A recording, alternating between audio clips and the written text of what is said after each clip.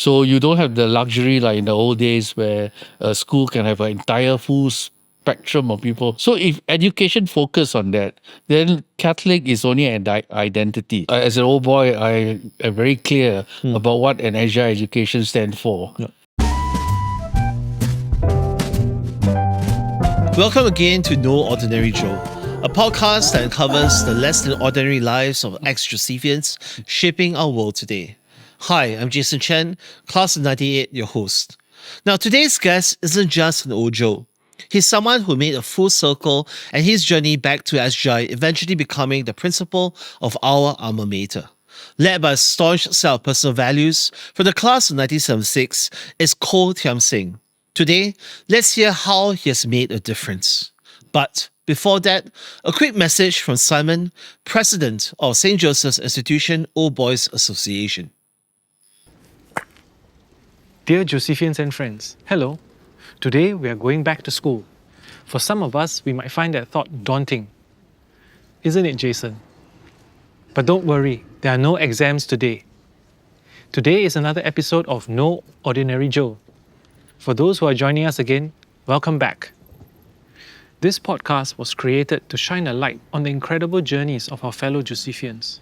If you have a story that needs to be told, please reach out to our secretariat at the SJIOBA 8628-9678. Let us remember now and always that we are in the holy presence of God. In the name of the Father, the Son, and the Holy Spirit. Lift Jesus in our hearts. Jason, over to you. Hi, Thiam Seng. Hi. Pleasure to have you join us today.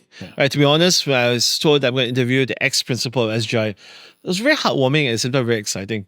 Right, we've always been the opposite side, a student, principal, now sitting side by side as ex-Joes.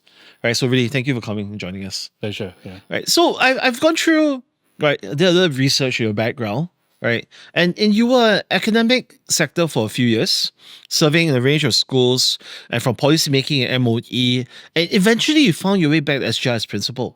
Right, and you started your journey in the Christian Brothers School. You started in St. Michael's, moved on to SJI for secondary school education, eventually the CJC, before securing a teaching scholarship in chemistry and mathematics. So I wanted to just maybe start today's podcast, just having you share your story with us. How was your journey, right, through the entire academic systems that I just described? I don't know. I suppose a lot has to do with how I've journeyed in a Lasallian school. And I think being in a Lasallian school, being in SJI, you learn certain very useful lessons that stay with you for life. One of the things that I learned is to care for others, to give back to society, and very importantly, that you belong to a community. Yep. A community of Josephian. You're never alone. And I think one do not appreciate how much you belong to that community until you leave SJI.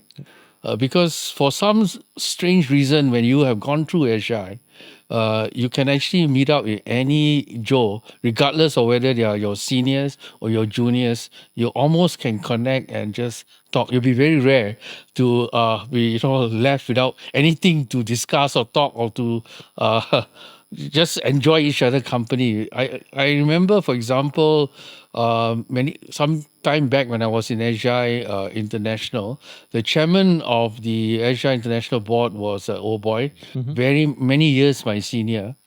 We could sit down, talk. He actually had a house in Perth. So when I visited my brother-in-law in Perth, I would go over his place and we would chit-chat, have a meal, drink, as if like we knew each other for many, many years. But it was like maybe 12 or 13 years gap between us. When I was working, for example, when I was the Ministry of Education, you sometimes don't realize that you're in contact with a Joe, but you connect. Yes. I had someone that I worked with in EDB who at that time I didn't know was Joe, but we could really connect and work very easily. And it's only when I became principal of SJI that I met him at SJI International that I realized he was a Josephian. And because you just connected. I don't know what how to explain. And I think that's a really wonderful community that I think that if you are an old boy or a Josephian, you have a benefit that I think very few schools actually provide. And there's that warm fuzzy feeling I'm feeling chatting with you right now. Yeah. Right? I don't feel that sense of strain or the power distance, you being a principal before, me being a student. Right now we're just sitting next to each other, right? And just being two old Joes catching up, right? And just recollecting old days and old times. But I mean, did this experience, or I would say this identity of being a old Joe, help you in your journey as principal of SGI? Oh, of course. I think being an old boy helps tremendously because as an old boy, I am very clear about what an agile education stands for. And once you have a good understanding of what an agile education, then you understand what identify you as a Josephian, and therefore you will know exactly what are the philosophy behind agile education. You will know exactly what kind of culture that you need to create in the school, and you also will know the kind of practices that are aligned with this educational philosophy of AGI. And once you know all this, obviously, it's quite easy for you to make sure that whatever you do as a principal of AGI, you remain true to this educational philosophy, the culture, and the practices that identify us as AGI. Yes. Yeah. And that was something that made your area of principal as something so different, right?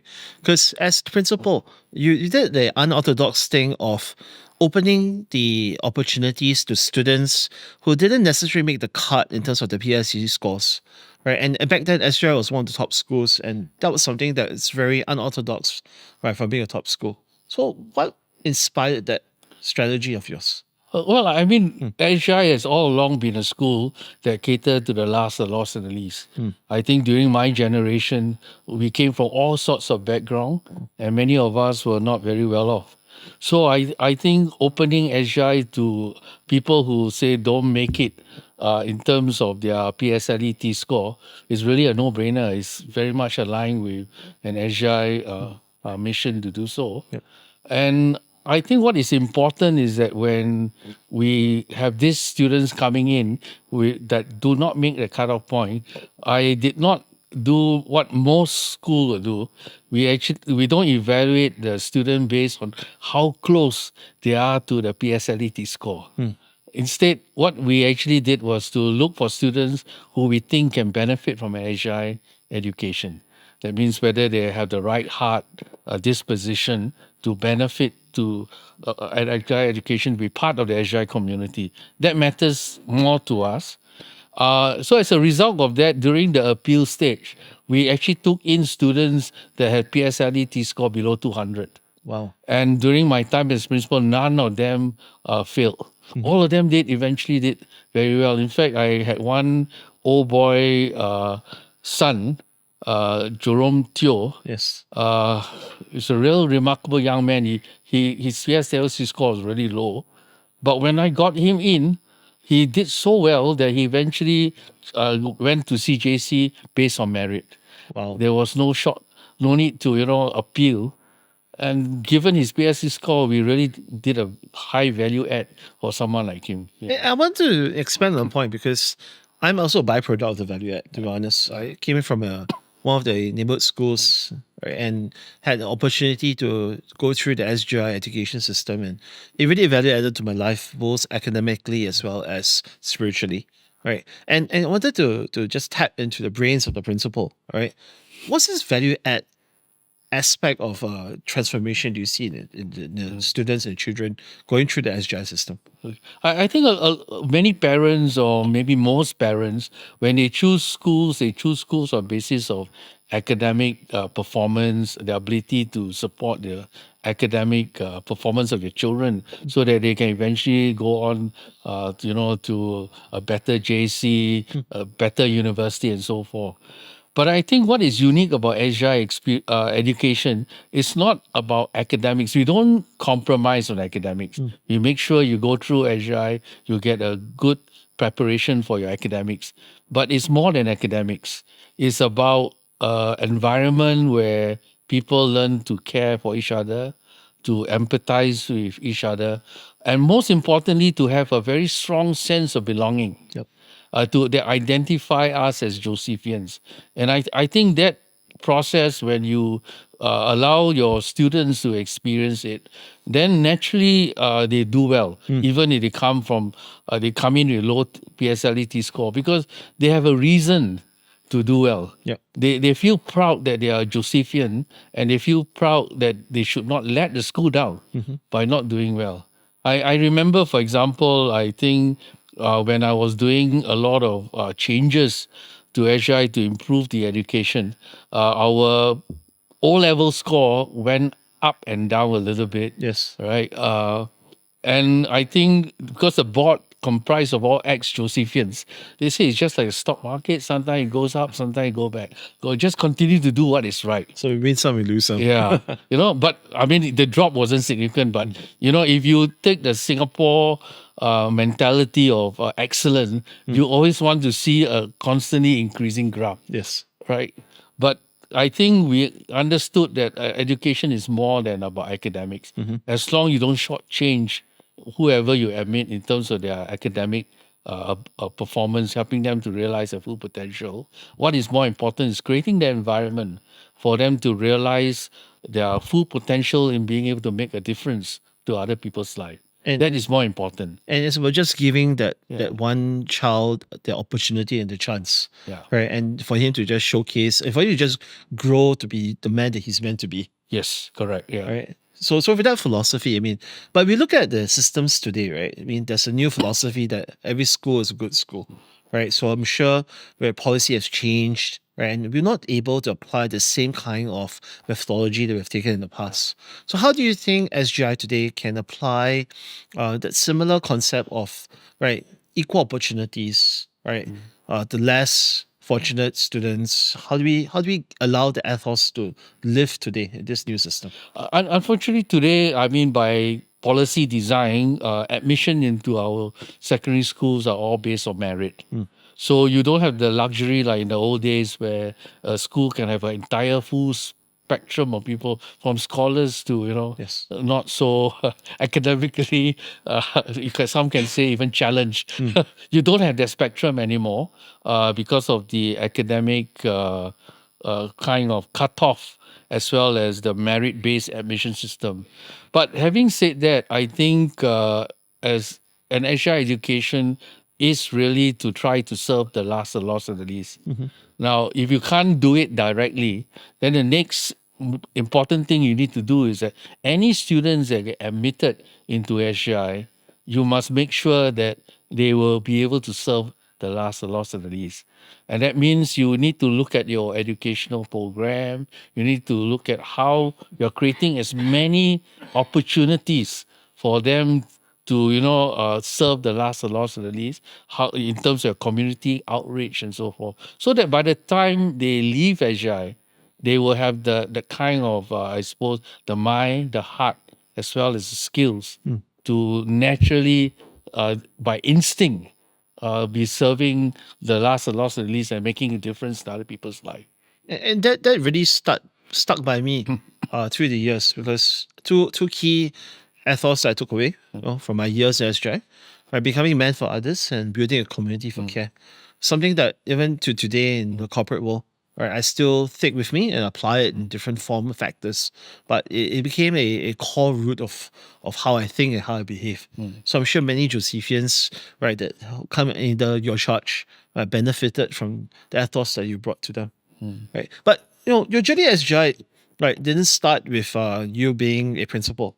Naturally, it started with you being a teacher. It started with you, and your journey started with you being in the world of, right, teaching chemistry and mathematics. But I also heard that you were, interestingly, right, the grandfather of the IT framework, right, of the academic world in Singapore, right, together with many others, of course, right. So maybe you could start sharing with us, how did IT, maths, and blend together? Why was there such a strong drive for IT back then?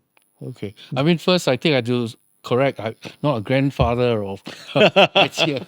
I think that's not a very fair characterization. But I certainly had the opportunity to contribute to using technology for teaching and learning, not at school level, but at the system level. Yeah. I think in order to understand how I got to that point, I suppose I have to share some context. Yes. I mean, as a student, I always been very fascinated with computers. I enjoy computer programming, although I did not uh, do any formal training other than a 1 year computer application and programming course that I did for non-com science major. Most of the time it was through as a hobby. No, as a result of hobby, as I journey through as a student and even as started work, computer for some reason is a big part of my life. So as a result of that, I recall when I was because of that, I got invited actually to return back to Institute of Education to teach a course on computer application for teacher trainees. Because at that time, people who knew how to use the computer was quite scarce, I suppose. Yes. And so, as I always tell people, when you are one-eyed Jack in the land of the blind, you are king. You have an advantage others do not have. Yes. So I was invited back and I went. As a result of that, fortunately again, when I joined the Institute of Education, the following year, it was upgraded into a university institute. So as a result of that, they needed PhD. I joined with a master's. So I was fortunate enough to receive a scholarship to do a PhD in chemistry at Monash University. And when I came back, the timing was, in a way, quite perfect. Yep. It was Singapore starting the journey on the first IT master plan in education. So when that journey started, I had a good fortune of being the NIE rep on the MOE steering committee to for this particular initiative. So being an NIE rep, I was very much into the planning stage on how the technology was introduced. And then when it was implemented, I was actually responsible for the implementation for teacher training in NIE at that time. And then after that, I was invited to serve as a common in the Ministry of Education in the higher education division. Again, I had opportunity to work in computers for the polytechnics and ITE. And as a result of all this experience, I got an opportunity to become the Director of Educational Technology Division in MOE HQ, which is responsible for implementing the second IT Master Plan for education. So that's how I journey is. It's not, I was not professionally trained, but a hobby became something that got me to a very interesting space that I didn't expect in my life as well. So your hobby became a little spark that just opened up a world of opportunities. And I felt it's very important because it became one of the building blocks of skills that's really relevant to the digital economy that is existing today. I mean, it gave students, it gave everyone an opportunity, right, to pick up a new skill, but it gave us a chance to learn how to learn IT. Yeah. Right. And it became so important because it's now a foundational competency for us to even sustain ourselves. I mean, look at AI today. It's all around us. And we were just talking about it, right? How it's important to be able to appreciate, right, AI as a technology. But it's also important to be able to be the master of AI. Right, to be able to have the critical thinking, right, and to be able to at least use it to complement and comprehend and to complement your actions rather than depend on it, right? But you see, that's all because of education, right? But looking at Singapore as a digital economy, right, and academic from an academic point of view, right, how do you see us moving forward? In terms of the use of technology, Use of technology. well, I suppose, first of all, I think you have to accept that technology is now part and parcel of your life. I think it's very silly to think of a world that technology does not exist. So the question is how you use the technology appropriately. And I think you have to always recognize that technology is just a tool. It's the human behind the technology that is critical. Yes. How you deploy the tool and for what purpose. And I think technology has that potential to make our life better. Technology have potential to even close gaps in some cases where students do not have access to good teachers. The technology can mitigate Yes. some of these issues and make sure that they don't quite suffer as a consequence. It can also buy time for you to build up your teaching quality, especially in places where that teaching quality may not be there, unlike in case of Singapore, right? So technology is a useful tool, and we should use our imagination, our creativity to see how we can maximize and leverage it for our purpose, to for especially for teaching and learning, and to make sure that you get the best out of it. And I saw that in the students today, right? How if even a young 12-year-old today, they are so worldly in their thoughts, and how technology has given that opportunity, right? And it also helps the professionals today because it allows them to quickly learn new skills, right? New areas, new topics, right? So very much along the concept of brain-based learning. How do you reinforce learning using AI, using technology? But it mustn't have been a smooth journey for you. I mean, from the master plan, right, to aligning skills to the digital economy, what were some of the obstacles that you encountered over the years? I don't know. I think you should not look at problems as a problem. You should look at problems and issue as an opportunity to think of strategies on how to overcome them. Yes. So I think I was very fortunate in being able to direct the second IT master plan for education. I learned a lot about how to do system level implementation. Okay. Wow. That is, I think, if I have to reflect back, I think that is a lesson that you can't learn in university. Yes. You have to be at it to understand how to do it. A lot of experience Yeah. involved. And I think in anything you need to understand that when you deploy technology, the rate determining step is never the technology. The rate determining step is always people. Yes. So when you do implementation, you always have to think from a people's point of view. Are they ready to embrace the technology? How are they? How are you helping them to kind of push the boundary and the use of the technology to improve teaching and learning? So I think for the second IT master plan, what we did was we took a tiered implementation approach. We certainly did not want an approach where we make everybody suffer together. That's very costly, and you're gonna, in a way, piss a lot of people off, and then that will serve as a kind of resistance to any innovational change that you want to make in the system. Yes. So what we did was that we identified a small group of schools where the school is ready, the teachers are ready, and for those schools, we give them resources, we give them funding, and we link them up with industry so that they can push the boundary of a boundary of how to use technology to improve teaching and learning. Okay. Okay, so that means that only a small group who are happy to do the experimentation are experimenting. Yes. And because if you know in any experimentation, there are bound to be mistakes, there are bound to be issues, there are bound to be challenges. But because they are ready, they're willing to embrace all this and try it out. Okay. Okay, so that's the first tier that we kind of supported. Then we created another tier we call the lead ICT schools. These are the schools that, again, we provide them additional resources, but then we did not expect them to really push the frontier. We expect them to try to push innovation within their school, not just a regular use of technology, but to see how they can push it in their day-to-day teaching and learning. And then the third tier is of the rest of the school.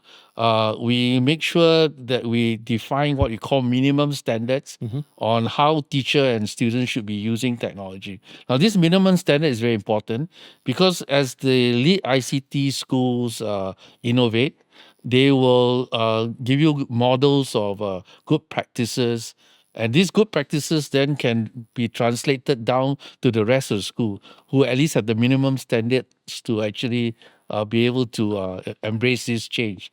And likewise, whatever useful lessons and practices and innovation that the future schools have come up with, the lead ICT schools are in a better position to embrace them than the rest of the school. Okay. So you're building a system where we allow people who are ready, schools that are ready, not to wait, to move.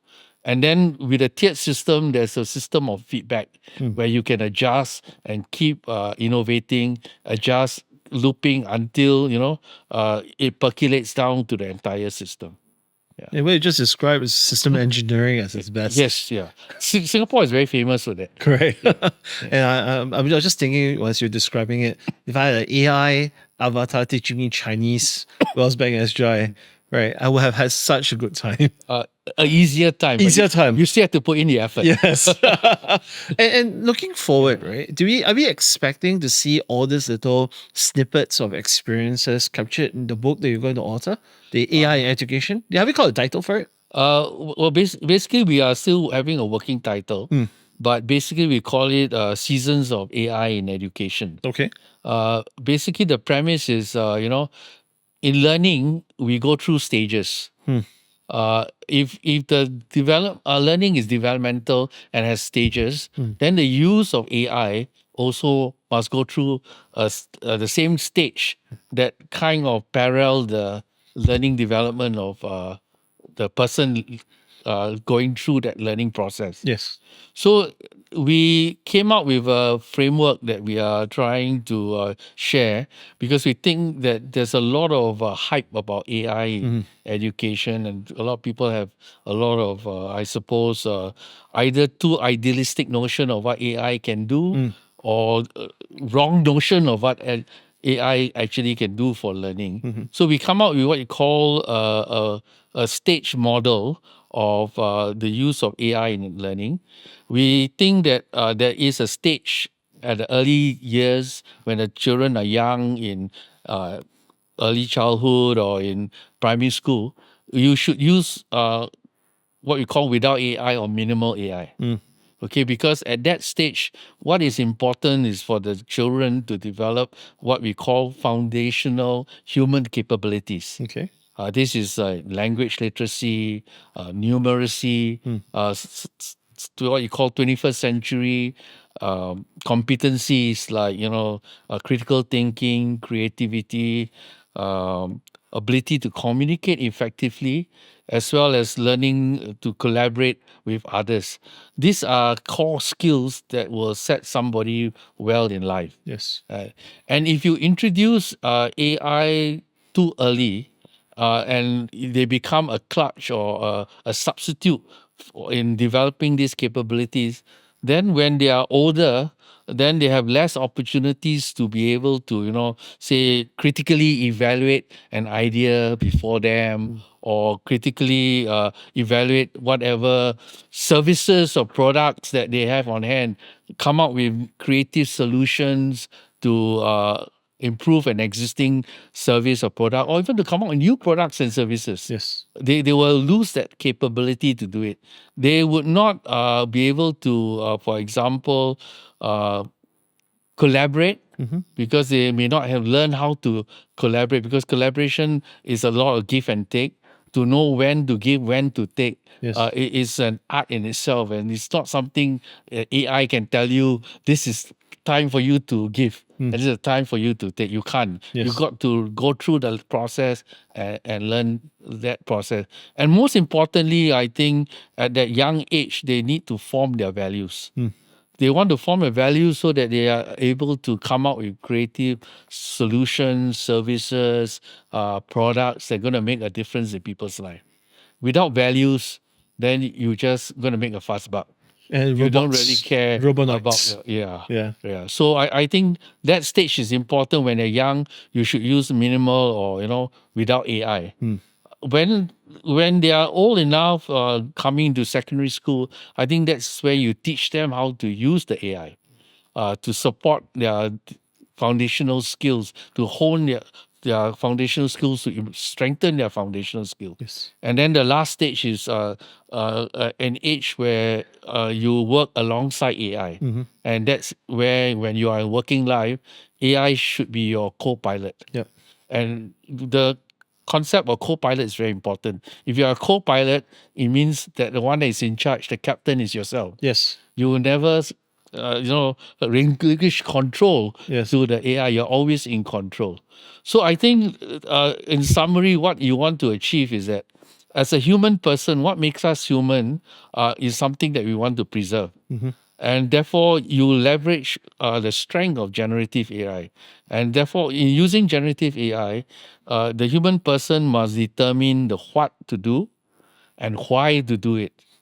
And then you let Gen AI do the how and the execution. Yes. Because Gen AI has access to fast memory, vast access of information that no one individual can ever have in the individual itself. Correct. So you basically tap on the strength of Gen AI to help you to do things better, but without relinquishing control to the technology. So the thing don't want any student to do is to take whatever answer that Gen AI give them and without thinking about it. So you wanted to process, you want to Yes. question, Yeah. challenge, and to be even to doubt the answer, and to Yes. validate himself. Correct. Is this actually a fact? And we talk about that. We spoke to that actually just before the start of this podcast, right? We said that in the past, in order to learn something, we had to read the entire book, all 36 chapters. We went through the journey, the grind of it, right? But today, knowledge is just a tip of fingertips, right? So whereby you ask an AI, Gen AI agent or bot a question, and it summarizes the book for you, so you get points instead of the depth of it. So the depth of character, right, differs, right, from generation to generation, right? And but that depth of character is something that it's so critical, so important. Just say for you, for example, right?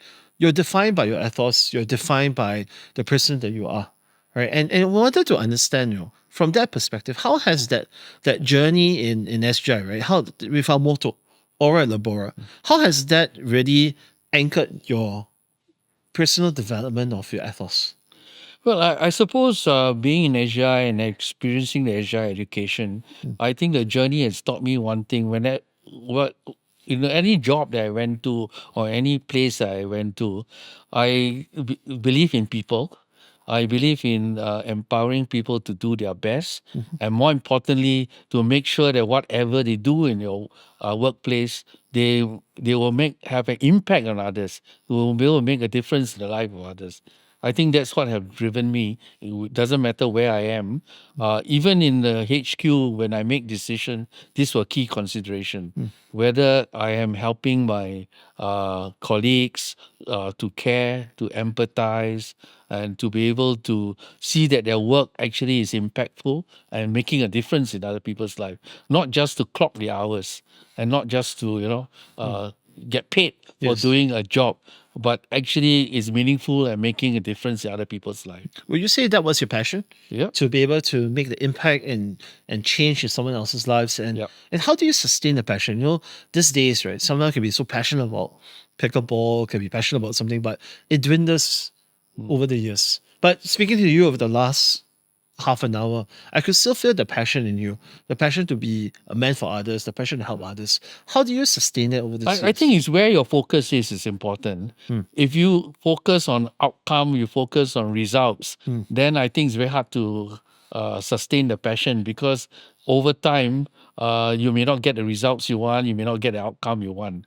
But if you focus on people and you focus on making sure that people do things meaningfully and making a difference in people's life, then it's natural. Yes. The passion just live on, because all you do, the circumstances may be different, the context may be different, but the people remain important. The people remain the focus of where your meaning is derived from. Yes. Yeah.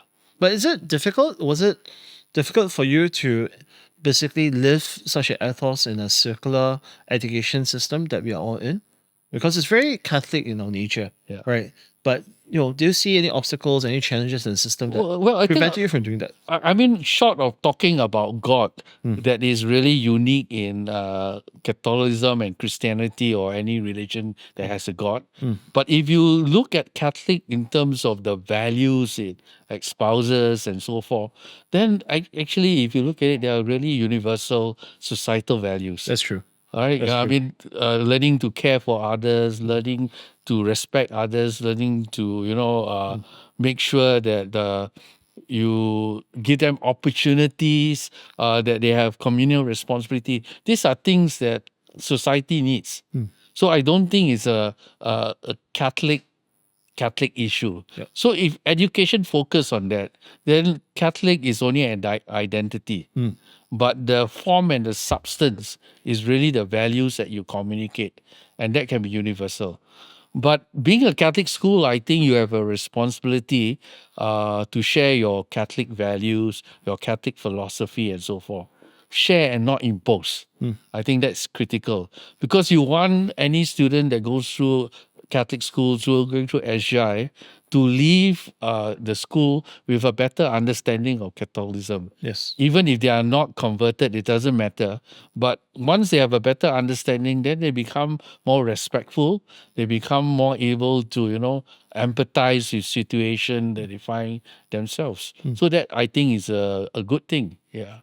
And that was one of my own takeaways as well, right? Diversity for my fellow men, right? I remember my class being very diverse from culture, background, countries, right? And that was something takeaway. Everyone was just a Josephian, fellow brother, Correct. right? So there was no differentiation based on race or religion, and from that perspective.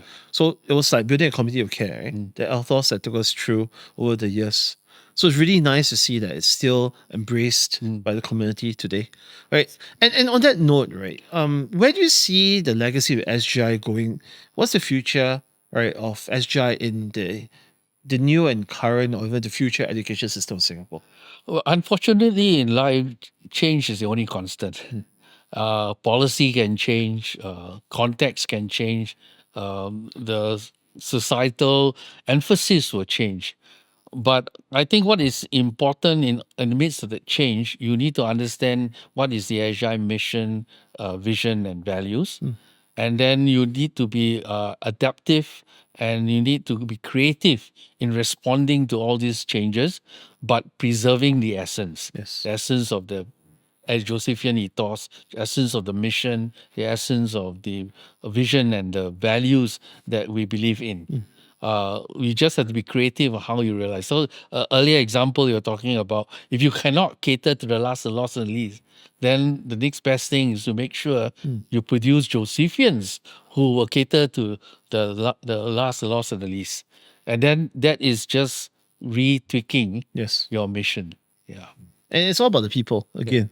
Like what you said, right? It's back to how do I build that little anchor in each of the students who go through the Josephian, right, culture, the system, right? Come out to really embody that true character that makes a difference. All right, thank you so much. Well, ladies and gentlemen, in every podcast, right, we always end off our podcast with a challenge to our guests, right? So keeping in mind, I'm saying, right, the spirit of Ora Labora, right, what would that challenge you'd like to issue to our viewers and our listeners this week? Well, I think as Josephian, we have a very important purpose. And I think that purpose is to have a positive impact on other people's life. I think we should live agile, always remembering that purpose. And also to know that being a Josephian, you're never alone. You are part of a Josephian community. It goes beyond the school, beyond your time in school, but the entire community that is extremely supportive and will support each other and will be committed to making a difference in other people's life.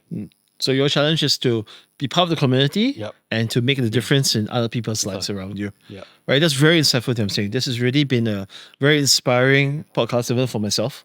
Right, being next to a principal, a fellow Joe, and now an author, right, of a book that's going to make differences to generations to come.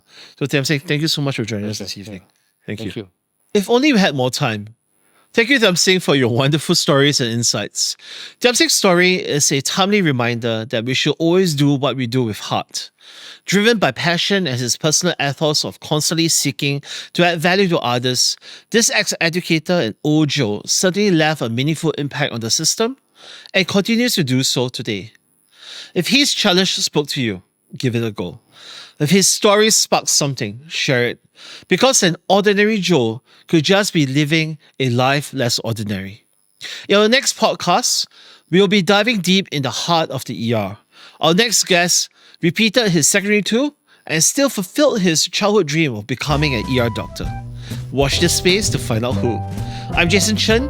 This is No Ordinary Joe. See you next time.